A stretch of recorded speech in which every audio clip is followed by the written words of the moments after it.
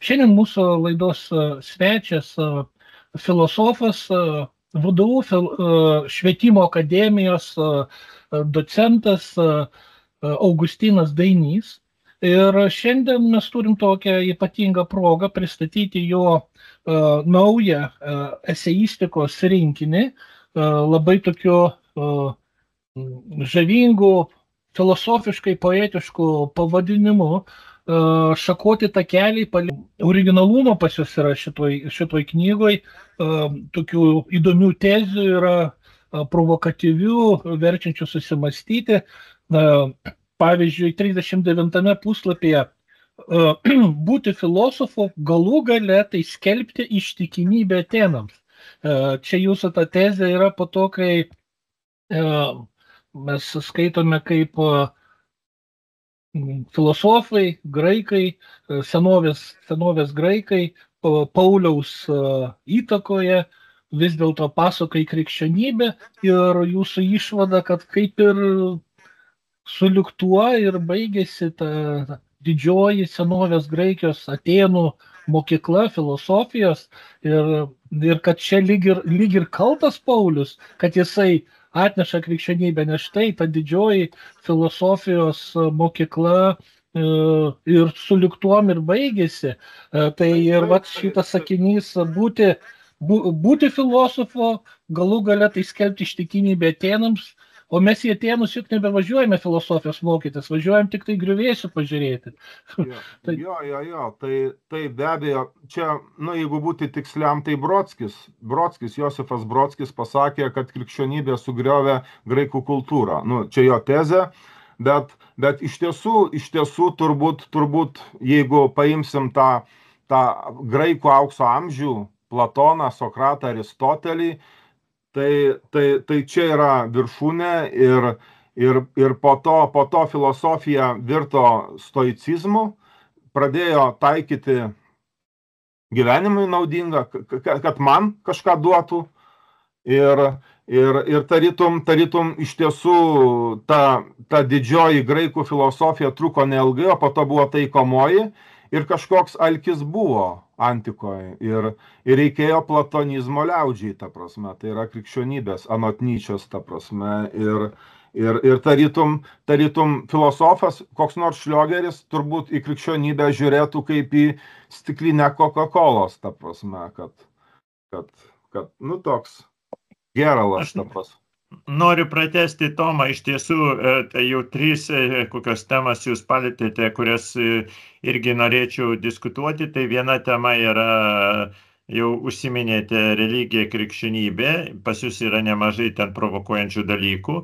Būtinai dar grįšime, dar viena tema visai neatsitiktinai paminėt stoikus, iš ties man nustebino knyga, gana daug dėmesio stoikams skiriama priešingai nei antikiniai Graikijai, tas stoicizmui. Bet pirmas klausimas mano, jau ne Tomo, bet pratęsiantis iš esmės Tomo apie filosofiją.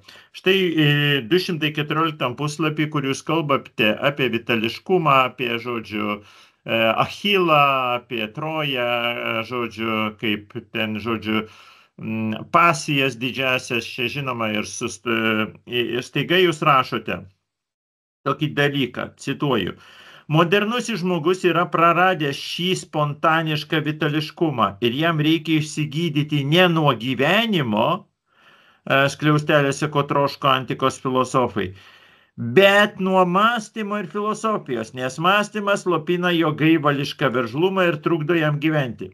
Tai pasikartosiu, modernusis žmogus turėtų išsigydyti ne nuo gyvenimo, bet nuo mąstymo ir filosofijos. Kaip čia išsigydyti nuo mąstymo ir filosofijos? Jūsų knyga lyg tai filosofinė, o siūlo išsigydyti nuo filosofijos. Kaip čia yra? Tai aš tiesiog tada taip pasakysiu, kad iš tiesų Platono Faidonas, dialogas, kur ten Sokrato autobiografija, ten yra, Sokratas sako, paaukokite skolingi Asklepijui gaidį. gaidys, Asklepijus gydymosi dievas ir gaidys turi būti paaukotas. Tai va, tai Sokratas išsigydė nuo gyvenimo ir filosofija buvo ruošimasis mirti, ta prasme mirčiai, ir tu išsigydai nuo gyvenimo, tu išgrinini sielą ir paleidi ją ten į dausas, ta prasme. O ta visa modernioji kultūra, tai iš esmės yra to Sokrato dialektikos mąstymo gausėjimas. Ir tiesiog, jeigu graikui reikėjo gydytis nuo gyvenimo, nes kaip Saulius Tomas Kondrotas Kredo būtis, toj novelių knygoje apie Heraklitą skirtą, tai ir sako, kad Heraklitas eitų griaut miestų, jeigu neturėtų priemonės filosofijos. Tai va, tai per 2,5 tūkstančio metų tas žmogaus vitališkumas, kuris buvo pajungtas moralės dėsniui, nusilpo. Ir dabar reikia, Wittgensteinas, jis svajodavo mesti filosofuoti. Jis svajodavo, kada aš mesiu filosofuoti, išvažiuosiu į Sovietų Rusiją, į kolchozą, padirbėsiu, išsigydysiu nuo filosofijos, būsiu normalus žmogus. Tai va, tai čia ta situacija, kad mes praradom tą spontaniškumą ir čia atsirado psichoanalizė, kad tą edipizaciją dekonstruot. Tai aš čia tik tendencijas bendras aptarsiu. Augustinai, ar ir jūs svajojat kaip Wittgensteinas išsivaduoti iš filosofijos, išsigydyti? Aš domiuosi matematiką, ta prasme, ir aš einu Platono keliu, aš geriau matematiką pastudijuosiu. Taip, aš pastebėjau kitą tokią įdomią mintį Augustino knygoje. Man rūpi pasukti link politikos, nes mes su Gintautu Mažeikiu dirbame socialinės ir politinės kritikos centre. Ir politinis klausimas, nors čia kaip ir lyg ir neiškyla, bet radau vieną vietą, kur jis nepaprastai įdomus. Tai yra, kuomet jūs sakote, kad galbūt šiomis dienomis mes galėtume Platoną traktuoti kaip to meto dešiniai, o štai Jėzų Kristų galėtume traktuoti kaip kairįjį šių dienų, nes Jėzus Kristus sudaro naująją sandorą, jis revoliucingas, jis kritikuoja tą visą establishmentą fariziejų, jis iš šventoriaus išvaro prekeivius, jis revoliucionierius, jis gali būti tikrai kairysis, o štai Platonas, kuris nori kontroliuoti viską, ir muziką, ir menininkus, visus politinius procesus, o filosofas turi būti diktatorius, tas demokratija blogai. Tai pakomentuokite šitą jūsų vietą. Platonas dešinysis, Jėzus Kristus kairysis. Ką tada darytume su Buda, su Hare Krishna? Buda ne vakarietis, tai čia yra Krishna ne vakarietis, tai čia dešinė kairė, čia yra vakarų, kaip Prancūzijoje po revoliucijos, ten tie revoliucionieriai vieni susėdo į kairę, kiti į dešinę ir pagal tas pažiūras ir jį pasivadino kairiaisiais dešiniaisiais, ta prasme. Tai Platonas aristokratas ir Nyčė juk ir šaipėsi iš Platono, kurį sugadino, išvedė iš kelio tas bjaurusis Sokratas, ta prasme. Tai Platonas aristokratas, aristokratų giminės, tironijos rėmėjas, važiuodavo, buvo politkonsultantas, tironus konsultavo, pardavė į vergiją, susipyko ir po tos nevilties jis parašė Respubliką, Politėją ir tapo didžiausio vakarų filosofijai veikalo autorius. Tai va, bet aš iš tiesų manau, kad kažkaip tą filosofiją galima mąstyti metafiziką kaip kairėje ir dešinę metafiziką. Ir čia profesorius Gintautas Mažeikis gali daugiau pasakyti su ta anarchija, kaip kairumu, kaip valdžios atmetimu ir monarchija, ta prasme. Tai Platonas monarchas, ta prasme, kad jis juk ir moko tuos filosofus, kad reikia mąstyti, reikia užsimti matematiką, iki 50 metų, tada pakelsi dvasią, tada jau tiksi valstybei. Ir geometrija. Ir tu tiksi valdyti valstybei, tu nuleisi iš viršaus tą visą tvarką ir priversi tuos amatininkus ir valstiečius, pasitelkęs kareivius, tų afektus atitinkančią sritį, priversi amatininkus ir valstiečius geismų tą sritį valdyti. Tai filosofas pats save valdo ir jis valdo va taip iš viršaus ir valstybę. O Jėzus taip, kaip jūs sakė, Tomai, Kavaliauskai, taip iš tiesų Jėzus yra daugiau kairysis ir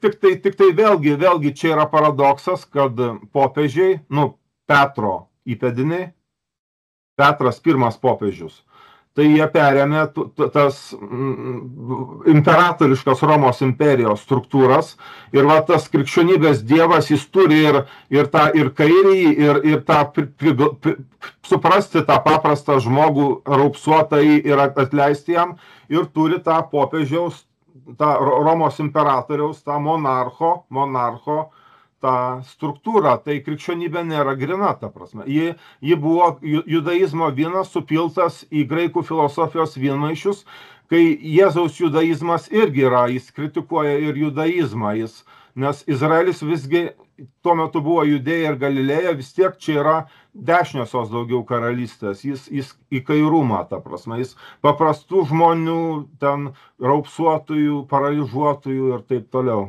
Ir Marijos Magdalenos nusidėjėlis, irgi užtarėjas, ir aiškiai pasako, kad jo dangaus karalystė yra ne iš šio pasaulio. Pončiui Pilotui atsako.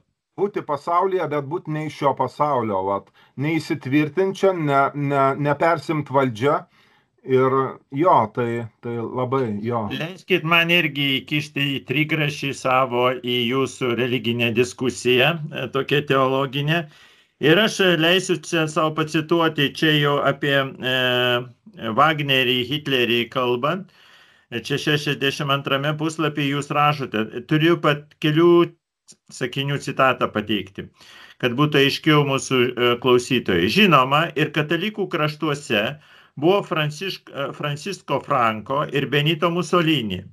Bet Hitleris pati radikaliausia apraiška to, kaip politika paverčiama nacionalinė religija. Tam pagrindus padėjo nacionalinė protestantų bažnyčia. Žingsnis nuo nacionalinės bažnyčios iki nacionalsocializmo netoks jau didelis. Nacionalinė religija, nesvarbu kokia ji būtų, pripažįsta tik savo tautiečius, kitus laiko antrarūšiais žmonėmis. Svarbiausia, žinoma, čia teiginys, žingsnis nuo nacionalinės bažnyčios iki nacionalsocializmo netoks jau didelis. Dabar žiūrėkite, mes čia diskutuojame tokį sudėtingą daiktą politikoje šiuolaikinėje, kaip rusų stačiatikių bažnyčia. Rusijos stačiatikių bažnyčia jis siekia apriepti, žinoma, ne tik Rusijoje esamančias tautas, bet yra įsitvirtinusi, ilgą laiką buvo įsitvirtinusi ir Ukrainoje, bandė ir Lenkijoje, ir Estijoje, Lietuvoje, Latvijoje. Ir, žodžiu, šitaip. Ir Ukrainos stačiatikių bažnyčia gavo autokefalinės teisės, jinai tapo nepriklausoma, kai Lietuvos bažnyčia stačiatikių, būtent ortodoksų turiuomenį, vis dar yra priklauso Maskvos patriarchatui, nežiūrint tų ten minimalių autonomijų. Dabar mano klausimas yra toks. Tai ir štai taip pat matome Lietuvoje atgimstantį Romuvos judėjimą nacionalinę bažnyčią.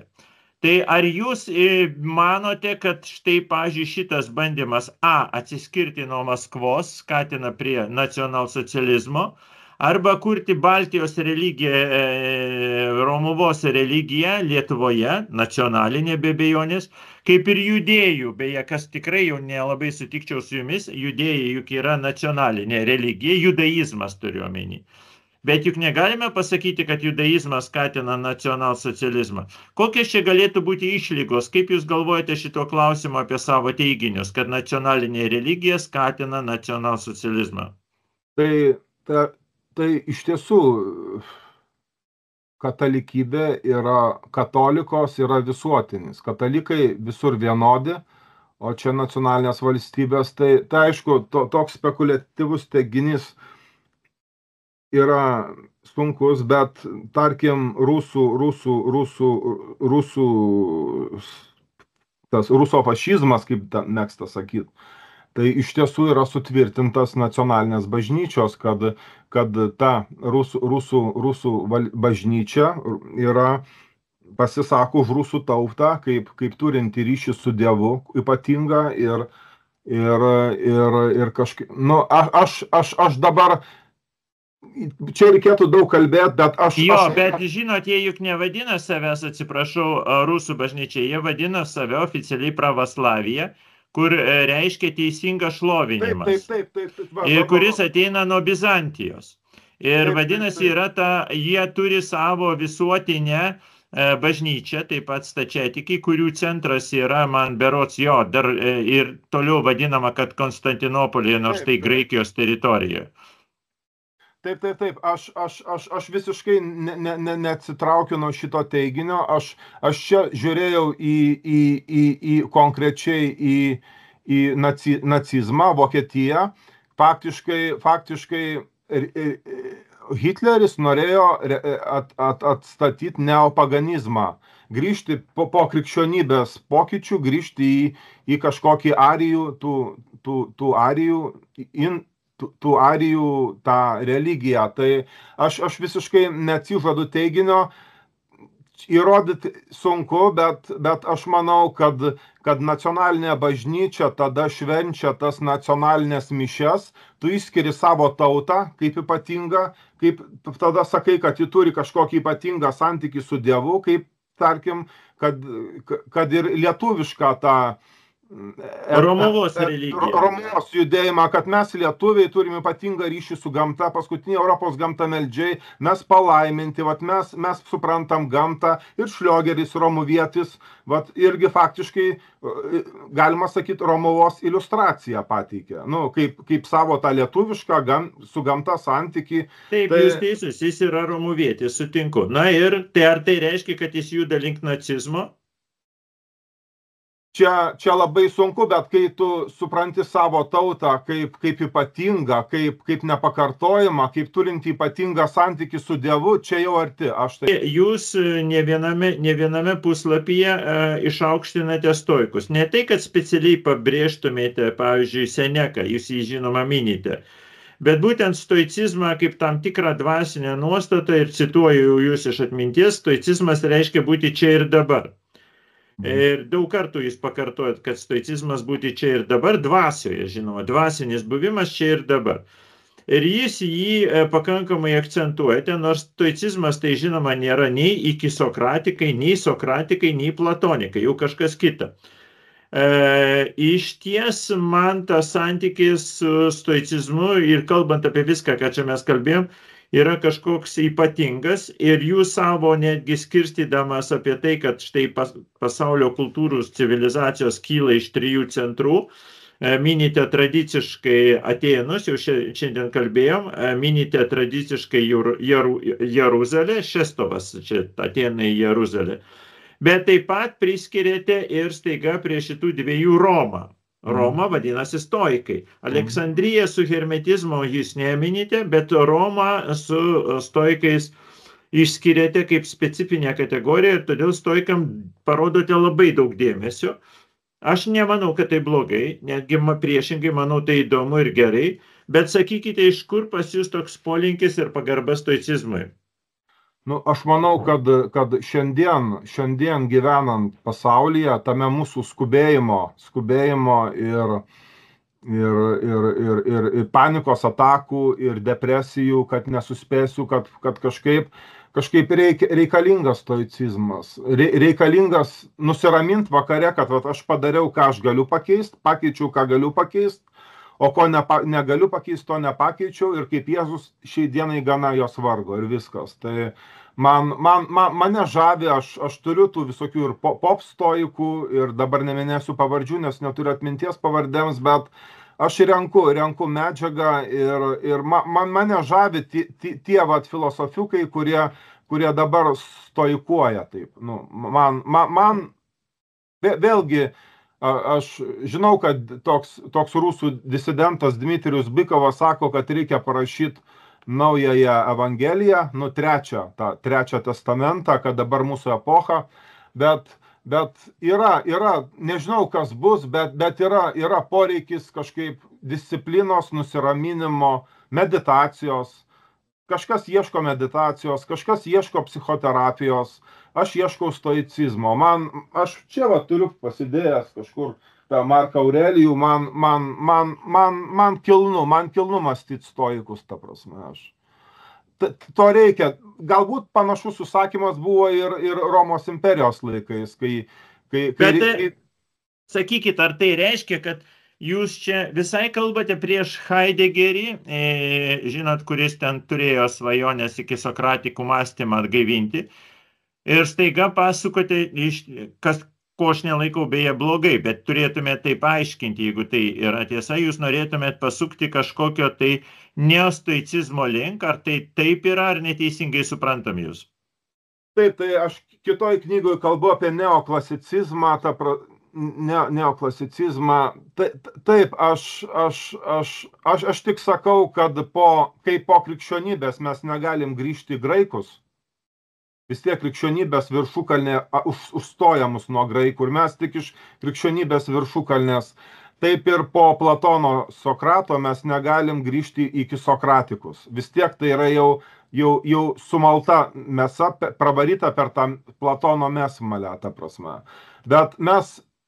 Bet kažkaip stoicizmas, jis gyvavo šalia krikščionybės ir Paulius kritikavo stoikus. Jis visur, kur tik kalba apie išmintį graikų, jis kalba apie stoikus pagrindę. Ir jam buvo kritikos objektas, bet čia greičiau, aš tik trumpai atsakysiu, kad tai yra mano asmeninių problemų sprendimas. Aš bandau kažkaip nusiraminti šitame beprotiškam lekiančiam pasaulyje, kažkaip paskaitydamas Marką Aurelijų, tarkim, ir paskaitau jo mintį ir man lengviau. Tai skaitau ir Evangeliją, skaitau ir Paulių, bet aš manau, kad sėdėti lotoso pozoje meditacijoje, tai yra augintis pilvą ir nesveika, geriau pasportuot. Tai šia prasme man budizmas nepriimtinas.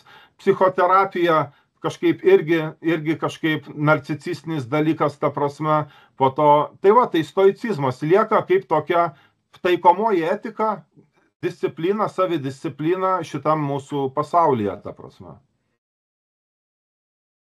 Taip, aš jūsų knygoje gal kiek nustebau, perskaitydamas susižavėjimą Nyčę, dėl to, kad Nyčė kaltino krikščionybę, kad tai yra silpnųjų religija ir kad jį apvertė aukštyn kojom tai, kas pas romėnus buvo didinga, kad tas, kas stipresnis, tas ir kilnu, kad vertybės apverstos aukštyn kojom ir jau atrodytų, kad būtent jum, Augustinai, turėtų Nyčė ir netikti. Bet taip nėra, ar ne? Taip. Aš dabar jau kai šita knyga išėjo, faktiškai solidžiai sėdžiu ant Nyčės ir manau, kad po Heideggerio dar kažką atrasti, tai tik Nyčė, kažką.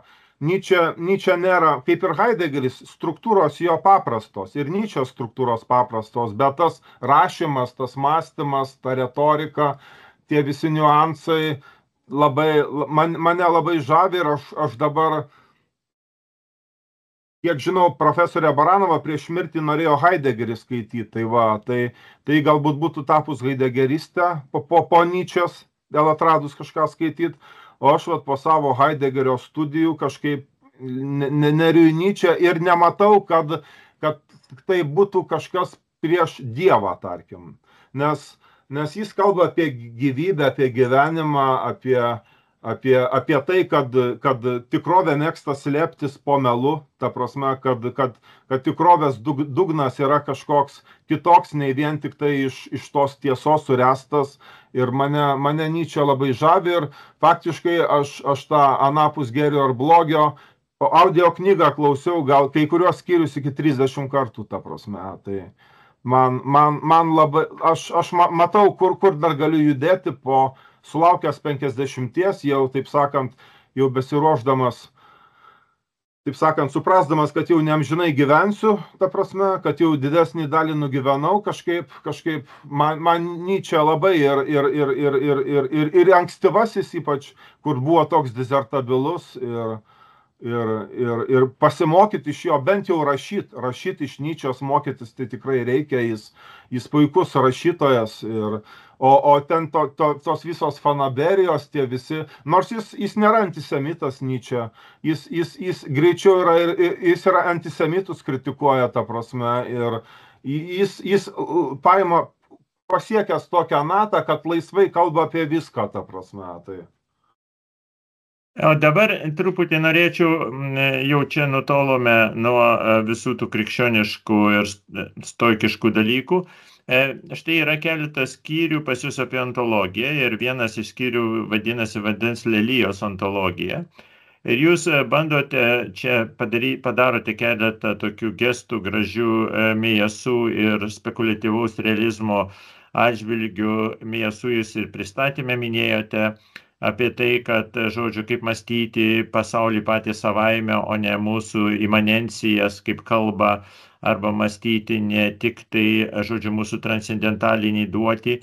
Ir tada, štai, jeigu Miesų ir kiti autoriai pasuka link, pavyzdžiui, tokios weird keistosios literatūros, jūs taiga pateikėte šitoje vietoje pavyzdį apie grožį, koks galėtų būti miško grožis, ar tai dar koks laukymės grožis, kaip šliogeriškai, bet jūs pateikėte taip savo jau metaforą apie vandens leliją ir tą, sakykime, anapusybę bandote atskleisti per grožio pajautą. Tai iš manęs mano du klausimai vienoje vietoje, būtent apie šitą tezę. Pirmas tai klausimas, ar iš tiesų jūs manote, kad šitas estezis ir yra pasaulio pajauta, o ne ta pati imanencija? Ir antras dalykas, kurio aš norėčiau paklausti, ar manote, kad būtinai tik per grožį šitas pasaulis yra patiriamas, o ne, pavyzdžiui, per įniršį, neapykantą, kraują, tai yra tokius negatyvius dalykus. Būtinai per grožį ir meilę, kitaip jau nebūna. Tai pabandykite kažką, tą temą apie ontologiją. Tai Heraklitas kalbėjo apie karą, kad jis per karą, per priešybių kovą, ta prasme, bet aš tik tai trumpai atskleisiu visas kortas, kad mane ant šito užvedė Šliogerio daiktas ir menas ir Greimo apie netobulybę, kaip dabar išvertė, ta prasme, ir tai Šliogeris mane išmokė kontempliuoti gamtos grožį. O aš nemanau, kad tai imanencija, kad estezija yra imanencija. Estezija tai yra sąlytis su absoliučiu kitu, ta prasme. Yra, meilė yra toks dalykas, kad tai yra susiliejimas su kitu, kuris tave virpina, ta prasme. Tai aš nemanau, kad estezija. Ir aišku, aš labai daug eksploatavau ir galbūt ir Šliogerio paveiktas. Po to tos absoliučios filosofijos idėjoje, kur yra ten skirelis, aš kritikuoju Šliogerį truputėlį, kad jis kalba apie tos bekalbius daiktus, kaip tarytum daiktai gulėtų muziejų skulptūros ir jos būtų kažkokios bekalbės, kai visada prie skulptūrų yra prisegtos etiketės, amžius, vieta ir kažkaip, tai man grožis yra svarbu, grinai gal dėl asmeninių priežasčių ir filosofas gali išsakyti kažkokios asmeninės prioritetus, visi išsako taip, bet aš visgi manau, kad estezija tai nėra imanencija, nes ta Deleuzo visiška imanencija visgi daugiau yra kažkoks ontopsichinis procesas, kažkas čia yra ir psichiška, bet estezija tai yra sąlytis su absoliučiu kitu, kuris yra visiškai ne aš ir čia jau sąlytis su transcendencija. Tai aš gal kažkiek pakoreguoju Šliogerį, kalbu apie sąlytį su absoliučia transcendencija. Tokį per grožį, meilę ir taip toliau, ta prasme. Tai... Čia už įdomias įžvalgas, pasidalinimų, tokiu nuoširdžiu kalbėjimu, kokiu tik jūs, Augustinai, turbūt ir gebat. Ir ačiū Gintautai už analizę. Ir tai tikiuosi, mes susitiksime vėl, kuomet bus nauja jūsų knyga.